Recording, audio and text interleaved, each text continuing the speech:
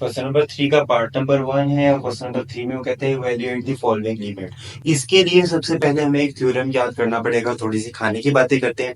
तो जो थ्योरम है उसका नाम है सैंडविच थ्योरम।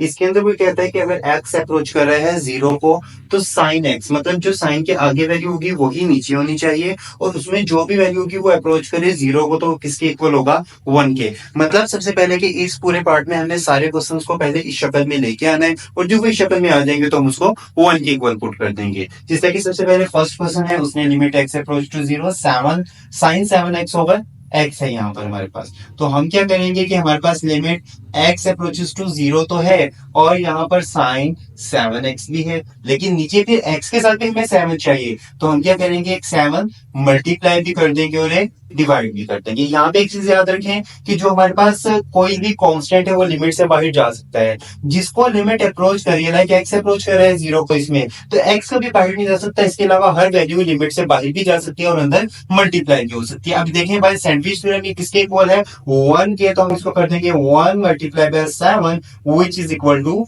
7। क्वेश्चन नंबर 3 का पार्ट नंबर 2 है, जिसमें उसने कहा limit x approaches to zero and sine x not over x। यहाँ पे ये जो नॉट है, इसका मतलब बेसिकली क्या है कि जो 1 नॉट होता है वो पाई ओवर 180 के इक्वल होता है। किसके इक्वल होता है, पाई ओवर 180 के। तो हम यहाँ पर पुट कर देंगे, हमारे पास आ जाएगा limit x approaches to zero sine x pi over 180।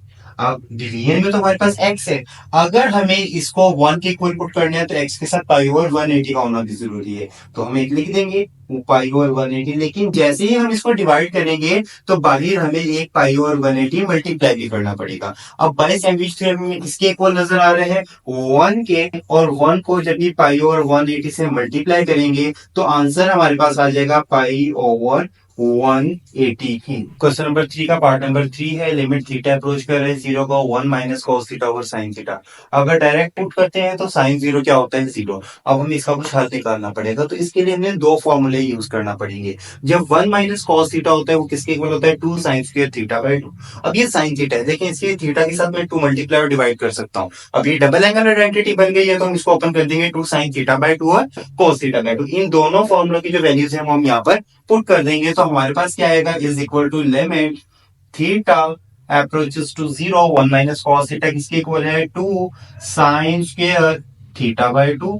और जो हमारे पास साइन थीटा है वो किसके इक्वल है, 2 साइन थीटा बाय 2 और कॉस थीटा बाय 2। अब ये 2 2 से क्या हो जाएगा, कैंसिल आउट, और एक साइन से क्या हो जाएगा, कैंसिल। अब हमारे पास क्या बचेगा, limit theta approaches to zero into sine theta by 2 over cos theta by 2। अब हम थीटा की जगह पे उसकी वैल्यू पुट करते हैं तो क्या हो जाएगा, साइन 0/2, और यहाँ पे हो जाएगा कॉस 0/2। जीरो किसी भी डिवाइड करें तो वो क्या हो जाता है, जीरो। यहाँ पे आ जाएगा साइन 0 ओवर कॉस 0। साइन 0 जो हमारे पास है वो 0 के इक्वल होता है, कॉस 0 1 के। तो इसका आंसर हमारे पास क्या आ जाएगा, 0। क्वेश्चन नंबर 3 का पार्ट नंबर 4 में, जिसमें उसने कहा है limit x approaches to pi sine x over pi minus है। अब इसकी शक्ल जो हमें कुछ समझ नहीं आ रही कि हो क्या रहा है। एक आसान तरीन तरीका है, आप क्या करेंगे, करेंगे put pi minus x is equal to theta. इसको हम थीटा पुट कर देंगे। अगर मुझे ये एक्स चाहिए तो एक्स वहां पे जाके प्लस हो जाएगा और थीटा यहाँ पर आके माइनस हो जाएगा। मेरे पास होगा pi minus theta is equal to x.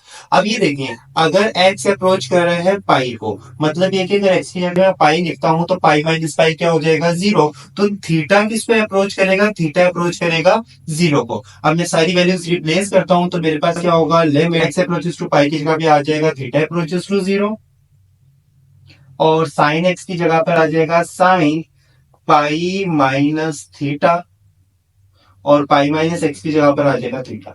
Pi minus theta का मतलब क्या है कि 180 में से कुछ ना कुछ माइनस हो रहा है, और जब भी 180 में से हम कुछ माइनस करते हैं तो वो सेकंड क्वाड्रेंट में होता है, और सेकंड क्वाड्रेंट में साइन होता है पॉजिटिव। तो हम इसको लिख देंगे limit theta approaches to 0 into sine theta over theta, और ये हमारे पास किसके इक्वल आ जाएगा, वन। क्वेश्चन नंबर 3 का पार्ट नंबर 5 है, जिसमें उसने कहा है लिमिट एक्स से जो अप्रोच कर रही है 0 को साइन ए x over sine B x होगा।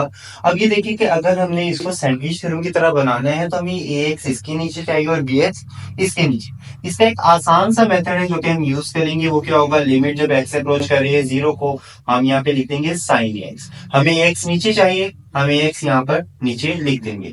इसी तरह से जब हमने डिवाइड किया तो यहाँ पर हम मल्टीप्लाई भी कर देंगे। सेम यही काम यहाँ पे करेंगे, sine x over D x लिख दिया, जब डी एक्स डिवाइड किया तो यहाँ पर मल्टीप्लाई भी कर देंगे। ये देखें, ये एक्स एक्स से क्या हो जाएगा, कैंसिल। और मैंने ये बताया था कि जब एक्स अप्रोच कर रहे हैं 0 को, एक्स के अलावा कोई भी वैल्यू हम अंदर या बाहर लेकर जा सकते हैं। तो मैंने ए और बी मैं बाहर ले आया।